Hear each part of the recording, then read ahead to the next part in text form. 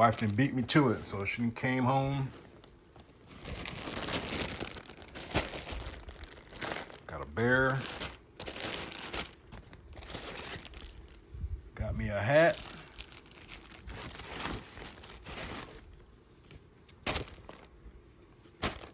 And a whole bunch of daggone lottery tickets.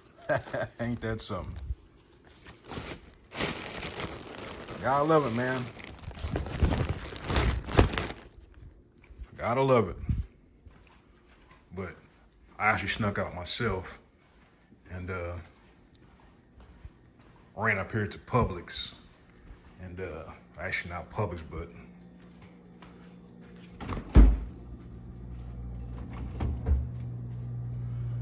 got an edible arrangement. Got some strawberry dipped, white chocolate strawberry dipped, white chocolate dipped strawberries. Yeah, there it is. I ordered something online, but of course I waited too late. It's gotta be specially made, so that'll be in next week, so I had to get something. So I ran up, like I said, ran up to the store right quick, but it's pretty neat. So hopefully I got some winners in here. It's probably about $50 in tickets. So it says loaded with $50 top prizes. So if I can get one to hit, that'll be great. The odds are 1 in 5, you might as well say. So if it's 50 tickets, 10 of them should be winners. So we'll see. We shall see. So now this is my wife's shoe collection. Now I've got to get up to the damn store. I'm gonna have to probably go with her. She'll have to go with me. She wants these in red, so I'm gonna order those. Not order. I think they got them in the store. She didn't want to pay whatever it was for them because she was waiting for them to go on sale. So when we go out and do our errands or poking around, I'll probably go in there and go to the store and get them for Huaraches. I love Huaraches personally, but yep. She became a shoe head overnight, it seemed like. It used to be boots, but now it's shoes. Ha!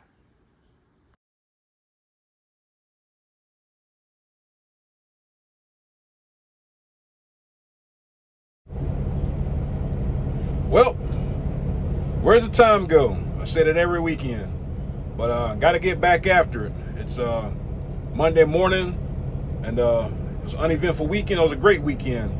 I'd like to thank everybody for the anniversary wishes, all the late birthday wishes, all that good stuff. It's really appreciated. Didn't do too much. That's like I said, that's the only thing about sometimes driving a truck, man. You kind of really can't make plans until you get home. So whenever I do get a full weekend, probably gonna take my wife somewhere real nice. We just went down to Daytona Beach for the afternoon, or I'll say for the day. Just poked around for a little bit, just do what old people do, nothing. Look at the youngsters and complain and talk about, some crazy stuff. But hey, that's what happens when you get older, man. You don't do too much, and you're usually in bed by 9, 10 o'clock, depending on if it's if it's a weekday or you gotta get ready for your work week. But I'm approximately 20 miles from my delivery. It's ETA approximately about 7:45. Now I'm gonna pull out. Pause. I'm gonna leave about 7:30. Get there a little after 8. I want to be there when they first open up, even though my appointment's for 9 o'clock. Okay. Definitely want to get there kind of early, not too crazy. Like I said, I actually delivered there before, if I'm not mistaken. They say they got parking on the road. There ain't no parking on that road. It's like maybe one spot. I do remember it being like it was like a parking lot or something, but it was fenced off because I remember I pulled over there and I ran across the street to see if I can get unloaded. But to be parking on that street or say it's parking, it ain't no parking. So every now and then you'll get a situation like that. You'll get a dispatch that says they have parking, and you pull up, you're like, parking where? So you just got to make the best of it. But like I said, a pretty decent week last week, about a little over $6 grand. Can't complain with that at all. Like I said, sometimes, hey, sometimes you're the hammer, sometimes you're the nail. And sometimes everything just works in your favor, and you got to take it when it's good. Sometimes, I'm telling you, if you watch some of my older videos, it's some days some weeks is like, WTF, man. It's just like, what the hell's going on? And you can't get out that rut, but nothing lasts forever, good or bad. Nothing lasts forever. One of my truck buddies, you see my video, I can't remember your name, I'm sorry, again, told her to make a video on the moving violations and stuff like that. I'm going to keep it simple. All right, anytime you get pulled over and you mess up, depending on how bad you mess up, that messes up your license, and it messes up money now and in the future for TMC, because anytime the CSA score goes up, it's like a bargaining tool that customers can use against you. Like, one, we're not going to use you because your score is too high. But if you got a real low score, you can kind of corner the market and say, hey, this is what we're going to charge you to move your freight. But like I said, when you put yourself in a bad situation, yourself and the company, you can't just take what they give you. Okay, so you just gotta make good decisions when it comes to parking and driving. Slow is smooth, smooth is fast. Just think about what you're doing. Don't get in a rush on Thursday, Friday, you're trying to get home. Because I'm telling you that the 10, 20 minutes you try to save rushing, it's gonna bite you in the end. It might not be today or tomorrow, but it'll catch up with you eventually. So that's why I hardly ever rush. Like I said, when I first started driving, I used to rush because that's just what you're used to. Like, I gotta hurry up, I gotta hurry up. No, man, just think about what you're doing, secure your load, get it safe, do it right the first time.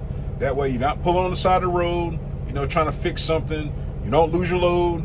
You're not getting spotted by DOT or anything crazy like that. Keep it safe. Just if it don't seem right, don't do it.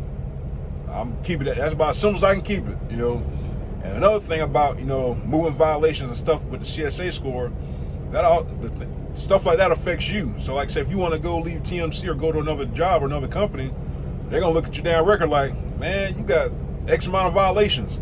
That's why if you look at some of the job descriptions, they want X amount of time over the road, or X amount of time driving, X amount of so many moving violations and stuff like that. You'll see it towards the bottom of the job description of what the requirements are. So just think about what you're doing, keep your license clean, and you can go anywhere you want. That's what an older gentleman told me when I first started at TMC years ago. He said, as long as you keep that picture in your back pocket clean, you can go anywhere you want. So take it for what it's worth. All right, enough rambling. We'll see you on Unload.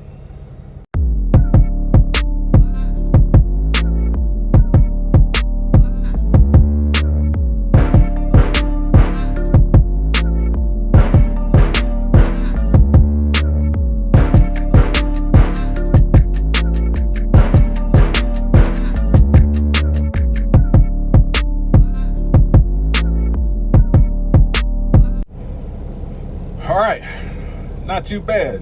Actually, unloaded a 8:45. I was surprised because some place you'll never know when you go to them. But shout out to my truck buddy Eddie, man. Drive for Buddy Moore Trucking. So hey TMC, heard y'all was for sale. All right, man, that's been a running joke for Lord knows how long. But yeah, man, it hurts me seeing guys like that, man. Said next week is gonna be his 62nd birthday. 62nd birthday, and he's still driving. Like, golly, so he got arthritis in both his shoulders. Says usually every night he gotta take a pain pill. Man, I'm telling you, man, it's not how you want to live, man. Sometimes, like I said, sometimes you gotta do it, because you love it. Sometimes you gotta do it because you have to. And I hope and pray I don't have to be out here that long, trying to make my way, man. But helped each other with our tarps and whatnot. Talked for a minute and whatnot. Older guy, like I said, both had an appointment for 9 o'clock, so we both got there. It was about 8:30 or so, quarter after 8:30, something like that. He was already here before me. So you check in, you leave your paperwork on the desk, you go find a way. You go to the back, and you get in the spot, and then they come unload you and they give you your paperwork. So fairly simple, fairly quick. I mean, I know every place is different, but like I said, that's the second time I've been there, and the first time was just as easy. you know, except I got loaded way off in the back because there wasn't an open spot for a trailer. So I've got a fill-in fleet manager. So this is going to be interesting to see how this day is going to go. So I haven't been dispatched yet. So I went across the street. Now we pick up over here. It's the old Firestone. It's called Holcim or Holcim. I know I pronounced it kind of wrong, but it's where Firestone used to be at. So instead of me parking on the shoulder outside on the road, I just parked here in this big old lot. Hopefully they don't run me off. He might think I might just be sitting here waiting to get to get loaded. But we'll see, man. I'm not, like I said, I'm not holding my breath for anything good, you know. But you know, sometimes when you get a fill-in, sometimes your fill-in is better than your actual fleet manager, because sometimes they want to make sure they take care of the outside drivers, first. Sometimes, it just depends on the fleet manager. So we'll see. Like I said, I ain't holding my breath. It's Florida, Monday morning. Anything can happen.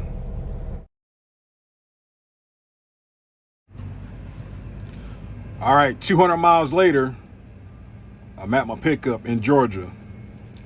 Another 500 miles, I'll be in Virginia, somewhere. So when you're making your maneuvers, your left turns, right turns, backing in parking lots, make sure you set yourself up accordingly. All right, even though I followed the directions, I've been here twice. First, I couldn't remember the road I actually needed to take in here, but I followed the dispatch directions. So I had to do a right turn on a street, and I was coming off a one-lane road. There was really no other way to set up for that turn. I'll call it a lane and a half, if that. When you make your left or right turn, you make sure you watch your trailer out your mirror the whole time until you complete your turn. All right. Now, if I wouldn't have done that, I would have took out a telephone pole, it was probably a telephone pole. All right. So when you're getting close to something and you ain't gonna make it, stop, put your hazards on, and back up. Luckily, I had the traffic was courteous enough to stop to let me back up. I just went down about another mile and a half, and found another safer road to turn down. But the road I was looking for was Stillwell, but I couldn't remember from the first time I've been here. All right, there we go. Like I said, bounced 200 miles almost to pick up, get some lumber. Ran into a couple of my truck buddies. They're going to Virginia also. But guess what? They only had to come from damn Savannah. About a third of the miles I drove to get here. But whatever. Get the load, deliver the load. That's what it looks like. And it didn't overload me this time, surprisingly. Oh, I'm surprised. But phone is so daggone hot, I can't really get loading videos. I want to get more footage, but it's just too freaking hot. So we'll catch you on the next one. Like I said, now I'm kind of in a pickle because there's a good chance I'm not going to be able to get there tonight to deliver. All right. But we'll get closer and see what happens. Anything can happen, traffic or whatnot. So the place has parking, but like I said, I probably won't be able to make it there. So I'm not going to worry about it. I'm going to try to get on down the road.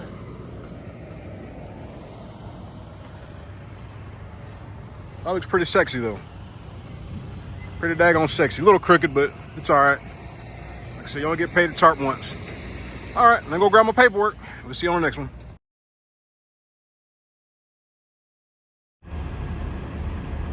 All right, like I always say, remember, always walk around your trailer when you pull your brakes for the night. So I ran up on the curb. Of course, look what I found. I found my flapper. So got some tools. It's a 5-minute fix. Always walk around your trailer when you park for the night. That's the main reason why, too. Make sure you're within your lines. Make sure you ain't hit nothing.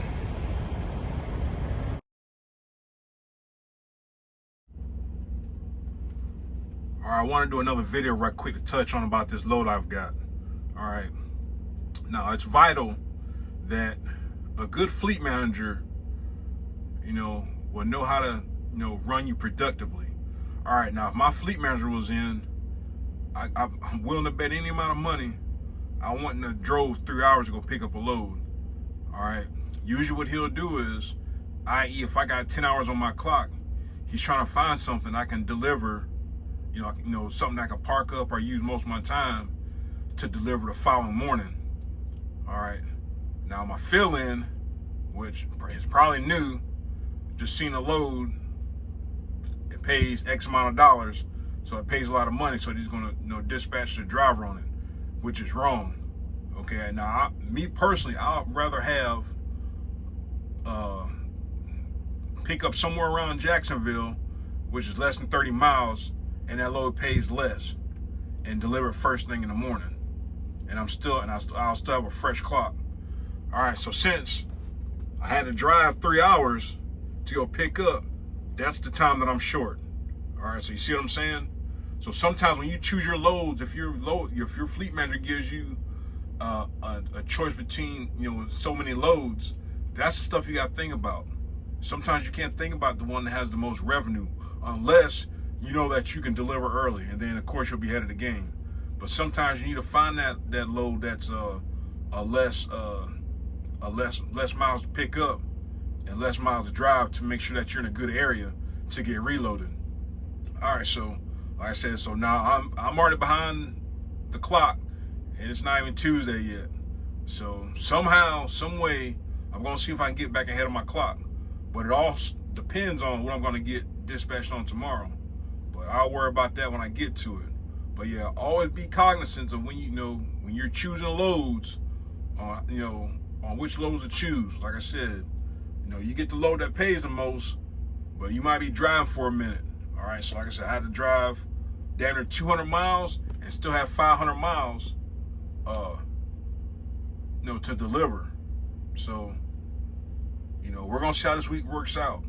I'm gonna see if I can, get back ahead of my clock and work some magic. But, it kind of sucks, like I said. But ain't nothing you can do about it sometimes. So, sleep tight, truck buddies. We'll see you in the morning.